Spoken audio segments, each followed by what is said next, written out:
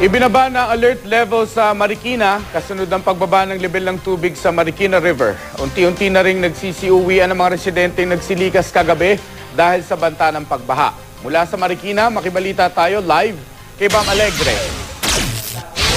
Bam. Mark, magdamagang umulan dito sa Marikina at maraming residente ang kusang loob na lumikas sa kanilang mga pamamahay nang itaas ang alert level 2 sa ilog ng Marikina. Narito ang report. Matapos umakyat ang level ng tubig ng ilog ng Marikina sa 16.1 meters above sea level, idineklara na ang alert level 2 sa lungsod bandang alas 11 kagabi. Walang humpay kasi ang pag-ulang hatid ng habagat at pinalakas pa ng bagyong Maring. Nakabantay sa ilalim ng sumulong bridge ang Marikina Rescue at ilang barangay volunteer. Dala nila ang ilang rescue boat bilang paghahanda sa anumang pangyayari. Ang tinututukan namin yung pagtaas pa ng tubig dito na sana wag na umabot sa third alarm kasi nag-second alarm na tayo kanina eh. So kung makikita nyo, 16 meters na to. So medyo mataas ang tubig, hindi na siya normal. Dito, kung mapapansin nyo, hindi naman ganong kalakasan ng ulan. Pero ang balita namin sa taas, sa mga Mantalban, sa Puso-Puso, medyo mataas ang bagsak ng tubig. Maraming residente naman ang kusang loob ng lumikas para pansamantalang manatili sa mga evacuation center. Dito sa Bulelak Gym sa Barangay Malanday, hindi bababa sa 100 pamilya ang nagpalipas ng gabi. Nasanay na sila eh.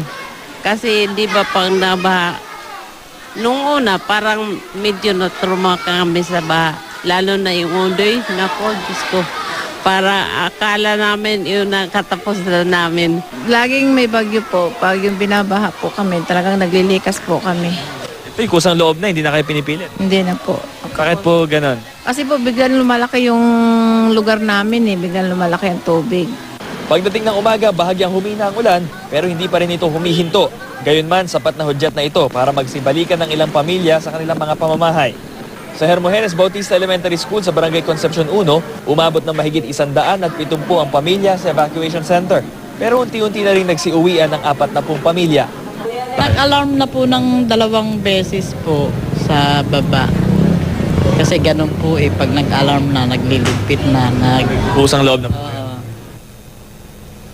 Mark, ibinaba na ang babala dito sa Marikina River mula sa alert level 2. Kaninang 5 a.m. ito ibinaba sa alert level 1. At kaninang alauna, tuluyan ng tinanggal lahat ng alert system. At ilang mga lumikas sa kanilang mga bahay ay nagsibalikan na sa kanilang mga tahanan. Pero nakabantay pa rin ang iba't ibang mga rescue teams dito, lalo na sa Dalampasigan. Makikita ninyo ngayon ang Marikina River sa bandang Barangay Santo Niño. At ito yung water gauge na ginagamit nila para sukatin yung elevation ng tubig above sea level. At ngayon nga ito ay nasa safe na sukat na, ito ay below 15 meters above sea level. Yan ang latest dito sa Marikina. Balik sa'yo, Mark. Maraming salamat, Bam Alegre.